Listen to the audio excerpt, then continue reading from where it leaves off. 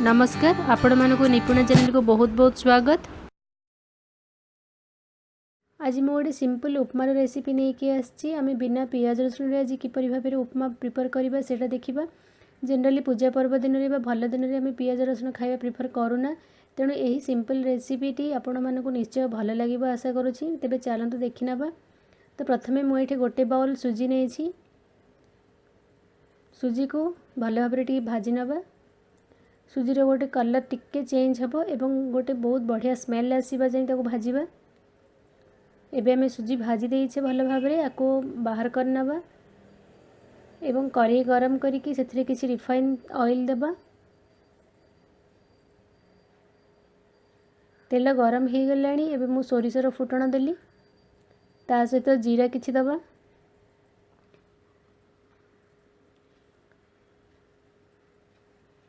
जीरा भी फुटी गलानी। एबे किछि बुट डाली देली एवं ता सहित किछि बिरी डाली भी देबा। गोटे कंचा लंका को एपरी मझिर भाव में काटी नहीं एवं गोटे सुखिला लंका नहीं। आपण माने निज राग जतिकी पसंद करती से अनुसार कंचा लंका सुखिला लंकार भाग माप अधिक बा कम करि परिबे। एटा भजा हो गलानी। एथरे मु किछि हेंगु ऐड कर देली। हेंगु को ऐड करबा द्वारा कौन हुए ना एसिडिटी हुएनी। एबे मु छोट छोट कटा जाइथिबा आलू किछि दे देली। मु एटा सिंपल रखी तेणु एथरे किछि अलगा वेजिटेबल ऐड करिनी।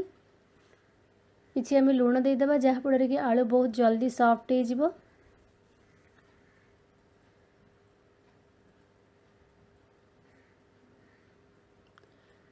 आको आमे कवर करिकी 2 ରୁ 3 मिनिट छाड़िबा सिझी जिबा पई आलू को। तापरे चेक करनेबा। देखंतु हमर आलू पाखापाखि सिझी गलानी।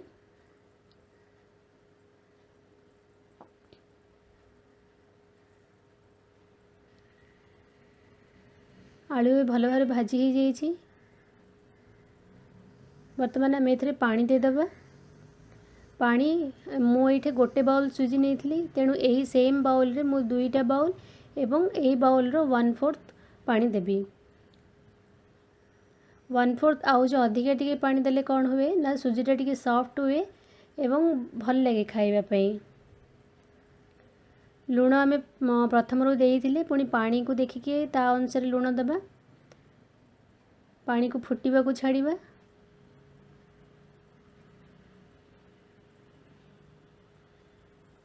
देखंतु पानी हमर बहुत भल भाव में फुटी गलानी। एबे में जहाँ सुजी जो रोस्ट करके रखिथिले ताको पकेकी घांटीबा। हमको जल्दी जल्दी घांटीबा को पड़िबो, नहले सुजी कौन हबो ना गोटा गोटा हो जिवो एवं कड़ाई रे लागी जिवो। सुजी में हमर आधा पानी सोक कर देलानी। एई टाइम रे हमें स्विच ऑफ कर देबा गैस रो फ्लेम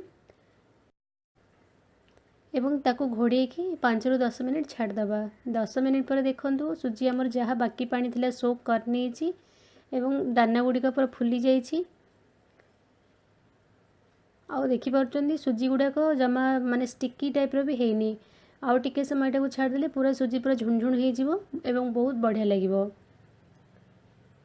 तो रेडी हो जाइछि हमर सुजी उपमा। देखंतु रेडी हो जाइछि हमर सुजी उपमा। मु सुजी उपमा सहित सर्व करछि किछि सांबर एवं गोटे स्वीट। आपण माने चाहिए ये घांट तरकारी बा चना तरकारी भी सर्व कर परिबे।